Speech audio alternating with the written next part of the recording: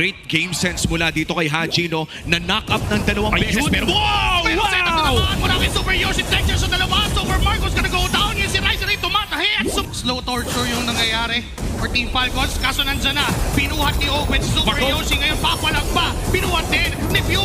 Wow! Charge papalayo at papaatras. Pero mukhang si Baptiste gagawa ng mirakulo. Kaso siya'y tumumba. At atras ang buong Falcon. Meanwhile, Super Marco dealing some damage to James. Pero iniindal. Ano kaya ang magiging play ni Super Yoshi dito? Available ang flicker pero mauuna si Ogwen. Pinuhat niya bigla si Super Yoshi. Sumubok si Namana pero si Caltizi nasa likod. Pinaugi Shadow Kill.